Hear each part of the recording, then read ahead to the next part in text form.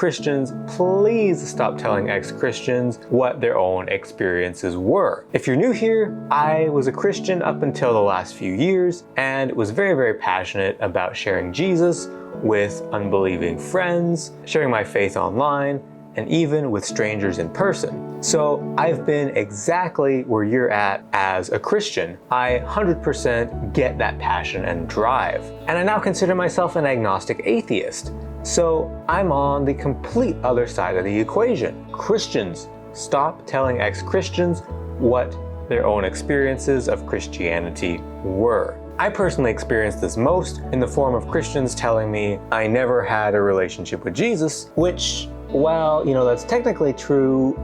It really discounts that I thought and believed that I did have a relationship with Jesus and that Christians believe such a relationship is possible, and I certainly did. It invalidates literal years of my life, countless hours in the Word, countless hours in prayer, countless hours serving people in Jesus' name. Similar to this would be other phrasings that essentially mean the same thing, like you were never a real Christian, and you were a lukewarm Christian, or you never actually encountered God, and the list goes on. You, I'm sure, can think of more varieties of that. Christians, please believe me when I tell you, this immediately shuts down any hope that you had of holding a meaningful conversation with an ex-Christian. My desire for conversation immediately dies when I read a comment like this or hear somebody say something like this in a conversation, and I know that I am far, far from alone. I understand that as Christians you're taught this, it's part of the doctrine, but understand in most cases it's simply not true of our experiences as ex-Christians. The vast majority of us believed deeply, made sacrifices based on these beliefs, and when we realized that they weren't true, it shattered us on so many levels. And what we're sorting through are experiences, beliefs, and choices that we made because we held our faith so tightly. So to discount what we're going through is cruel, and it shuts off any chance that you had for us to be open with you ever. Instead, ask us about our experiences, not with a hidden agenda to convert us, but because you give a damn. And listen to what we say. Whatever you think of it, accept that it is our experience, and if you just want to dunk on someone, sure, tell us that it's all fake. But if you're sincere, just don't go there. Whatever you think in your head, just don't go there. And second piece of advice I'd give you is do not assume why we left. This is also something deeply embedded in a lot of Christian teaching and Christian culture. There's the assumption that ex-Christians left so that they could go get drunk, party, and have sex guilt-free, or sin in some other way, or because of church hurt, or because the devil made us do it, or any number of overly simplistic and very often completely wrong reasons. Usually people's reasons for walking away from Jesus, from Christianity, from the church are far more nuanced and built up over time than a lot of apologetics teachers like to give us credit for. For me, I walked away from church long before I walked away from Jesus. The reasons I left the church were much more nuanced than simple church hurt.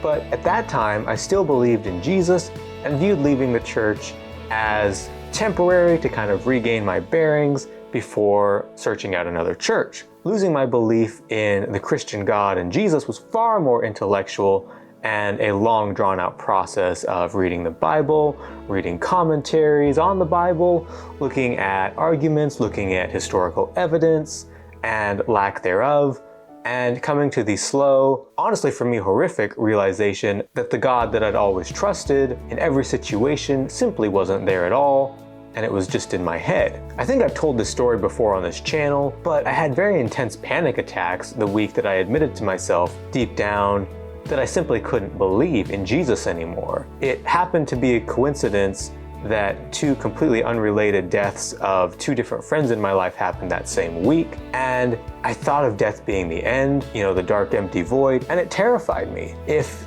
you've never had a panic attack, it feels like you're having a heart attack, you can't breathe, and you're dizzy all at the same time, sometimes for minutes on end, and sometimes for hours. I actually went to the hospital and had tests run on me because I was so sure that something was wrong with my heart having these attacks. Thankfully, I got a clean bill of health, but the terror was real. So, discounting the reasons that ex-Christians have walked away and their experiences of walking away can be a very callous, cruel, and conversation-ending experience for us. If I'm pigeonholed as someone who just wants to sin, or any other reason that doesn't ring true for me, it shuts down the conversation completely. You know, my moral compass and my standards are essentially the same as they were back when I was a believer. Do to others what you want them to do to you is still a very, very strong guiding principle in my life, and something from Christianity